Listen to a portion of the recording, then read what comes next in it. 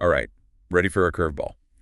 We're talking humbuckers today, those iconic pickups, and something that might just turn your world upside down. Yeah, you think you know your guitar, right? And then, bam, something like this comes along. It's all about challenging assumptions. You're right. And today's deep dive is a perfect example. We're digging into an article, actually, about a common misconception when it comes to adjusting humbuckers. A misconception that a lot of guitarists, even seasoned ones, might be surprised to learn. Totally. We've all been there. You get a new guitar, maybe a Gibson, maybe something else with those humbuckers. And you start fiddling with those pole pieces, thinking you're dialing in the perfect sound. Right, those little screws on each pickup. Exactly. And we're going to look at why that might not be doing what we think it's doing. And the kicker. This insight comes straight from the inventor of the humbucker himself, Seth Lover. Yeah, you don't get much more authoritative than that. From what I gathered, this was revealed in an interview with Lever that's featured on the Seymour Duncan website, if you want to search for it. Wow, the Seymour Duncan blog. That's a treasure trove of information. But, so Seth Lover himself, he didn't even intend those pole pieces to be adjustable. Nope, not at all. It's like this little detail, this little quirk of history, completely changes how we think about these pickups. It makes you wonder if it was just a marketing thing, right? Like, Yeah. hey, let's make our guitars seem even more customizable. Could be. But, marketing aside, the real mind blower is that adjusting those pole pieces might not even be doing what you think. Okay, now you have to explain that, because I've always been told and just assumed you raise that pole piece closer to the string, you make that string louder, right? Yeah, see, that's logical, but it doesn't quite line up with the physics of how these pickups work. Oh boy, here comes the science. It's not too complicated. Basically, when you raise that pole piece, you do strengthen the magnetic field around it, that's true. But here's the thing. The actual magnet is at the bottom of the humbucker.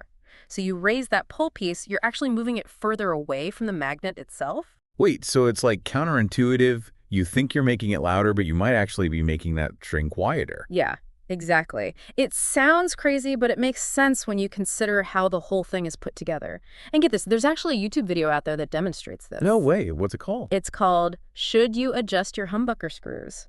And if you skip ahead to about 9.30 doesn't in it, they actually use this magnetic measurement tool, and you can see how the field changes when they adjust the pole pieces. It's pretty cool. I'm definitely checking that out later. So what's the takeaway? Should we all just be setting those pole pieces flush with the pickup and leaving them alone? It's definitely worth experimenting with, right? Start there, and then who knows? You might discover a whole new world of tone you didn't even realize was hiding in your guitar. Makes sense.